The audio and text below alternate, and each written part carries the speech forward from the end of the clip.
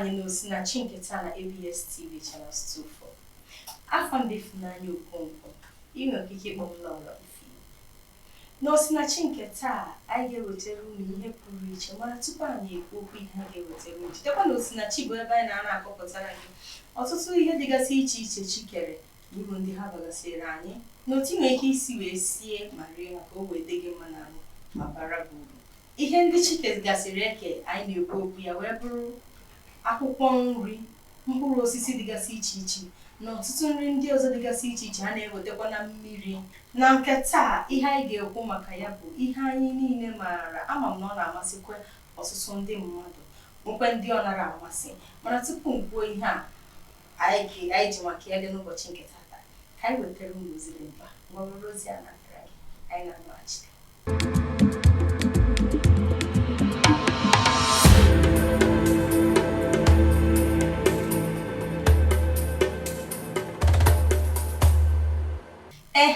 Kedu ihe anyị ji maka ya wee bịa n'ụbọchị nke tata?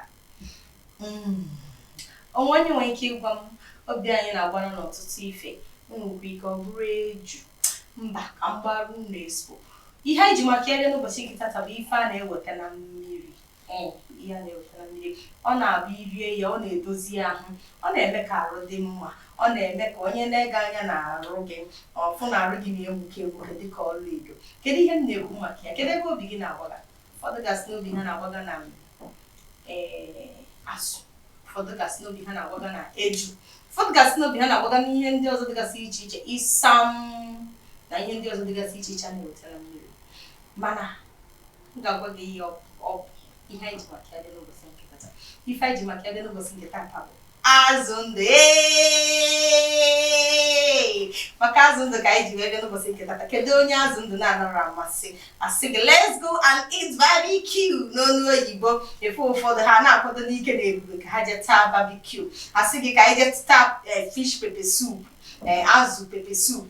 Efe ụfọdụ ha na-agbago ịmago na ụmụ nwa asị na I want to eat fish pepper soup, I want to eat barbecue. Maka ya ka anyị ji bịa n'ụbọchị nke taa. Mma agwụ n'otu m si esi ya bụ azụ ndụ. Mana tupu m gwa gị otu m si esi azụ ndụ, ka anyị kwukene maka uru ya bụ azụ ndụ bara anyị. Kedu ihe azụ ndụ na-enye n'arụ? Azụ ndụ bụkwa na isi iyi nke omega-3 fatty acid n'onu oyibo. Azụ na-enyegasị ọtụtụ ihe dịgasị iche iche n'arụ. Ọ dị mma maka onye nwere nsogbu anya, onye ọbụla na-emekwa ka ọ na-akwado ịka nka. Azụ na-adịkwa ya mma, nke ndị oyibo na-akpọ aging. Onye ọbụla ejibago azụ na-adị mma n'arụ. Maka na azụ nwere mmanụ ọ na-ewepụta nke na-edozi arụ, na-eme ka skin mmadụ, anụ arụ mmadụ na-egbuke egbuke dịka ọla edo. Mana tupu anyị aga n'usekwu anyị isi ya bụ azụ ndụ, ka anyị wetakwara unu ozi ọzọ dị mkpa. Anyị wetachazi ozi nke apụta, anyị agazie n'usekwu. Mana dịka anyị na-aga n'usekwu, mma na-agwakwa unu uru ndị ọzọ azụ bagasị na ihe ndị ọzọ azụ na-enye n'ahụ. Ngwa ka anyị gaa.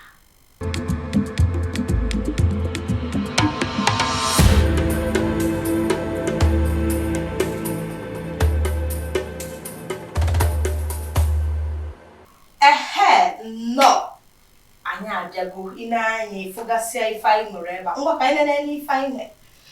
Anyị nwee azụ n'onwe ya. Agara m afịa zụta azụ a, mana ife niile garasizi ọnụ. Aga m ahịa zụta azụ a. Ị dị na comment section anyị gwa anyị ego ole a na-ere azụ kwụ otu a.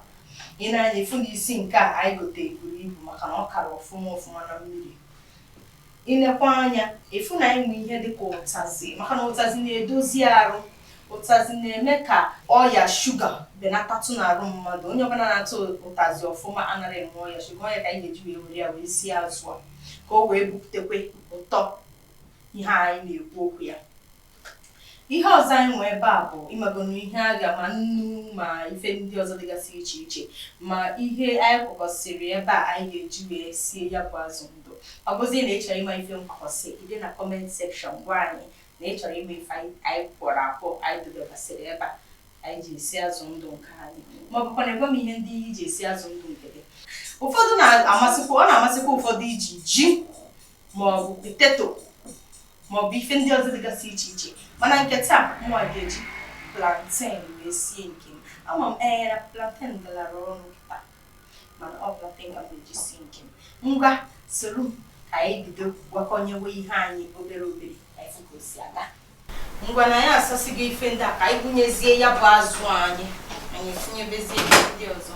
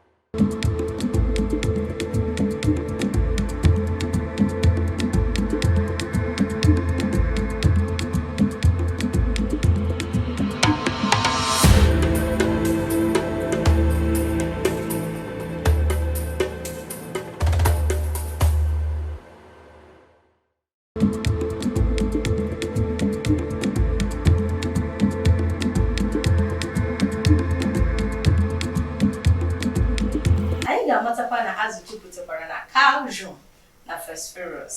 Ọ bụkwa isi iyi nke ọtụtụ minerals nke gụnyere iron, iodine, zinc na magnesium. Ịna-anya ifu na ọtụtụ ihe azụ na-enye n'arụ bụ nke mmadụ na-agaghị arapụ iri azụ. Ọ isi iyi nke ọtụtụ ihe arụ anyị chọrọ achọ n'oge dịka ugbu a.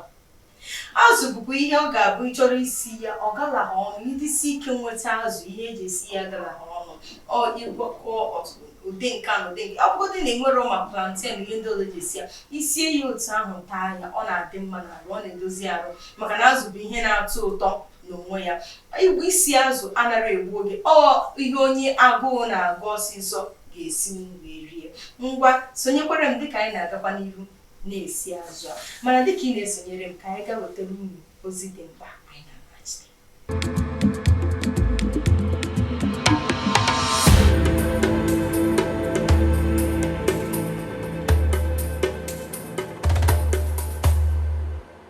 dịka anyị maara na azụ abụrụ ihe na-egbu ọtụtụ oge tupu oye ife na-eyetụ ngwa ngwa mana echefukwana na tupu ịfọtuo ya maọbụ ịgbanyụọ ọkụ gị ị ga-enene ya ọfụma ka ị mara ma o yekwara dịka o si ekwesị.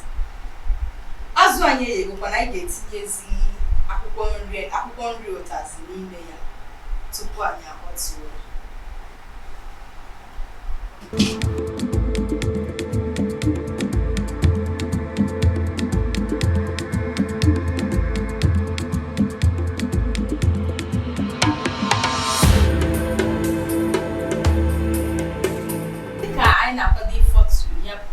Azụ ka anyị lelee ka ọ dịgo. Sonyere anyị na Facebook anyị na Anambra Broadcasting Service na Facebook anyị ka anyị na-ewetara gị ọmarịcha ndị dịgasị iche iche dị otu a na ihe mmemme ndị ọzọ dịgasị iche iche anyị na-emekwa na ABS TV. Ugbu a anyị ga-elelezi ka azụ anyị ọ dịgo ka anyị fotozie ka anyị lelekwa ya ka anyị mapụsi tọọ. Ị bịa na comment section anyị gwa m otu isi like ịta azụ gị white rice osikapa ka agidi ka iji eko agidi ka iji achọ ka o ji amasị gị iji wee taa ya bụ azụ. Ị bịazi gwa anyị kwukwa anyị otu isi esi ya bụ azụ ngwa sonyere m.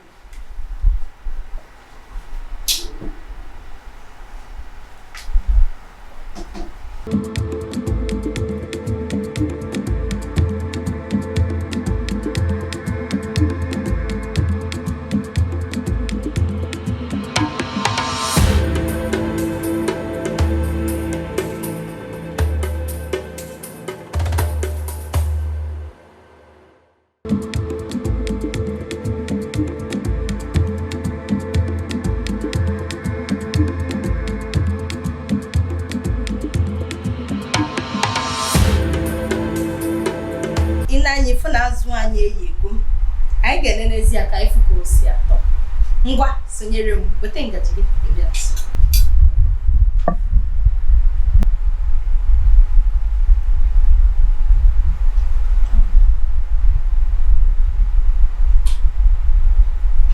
Ndị be anyị na-afụgo ka anyị si wee sie azụ ndụ nke taa dịka m si ekwu olizi amara m otu isi esi nke ego na comment section anyị ebe onye otu isi esi azụ ndụ nke ebe a ka m na-asị unu daalụ nke nso esonyere anyị na ABS TV Osinachi nke taa. Afọ m dị Ifunanya Ogwumgbochi dịkwa na ime nke kpọrọ Lọlọ Ife mma afụzi m n'izu ụka ọzọ.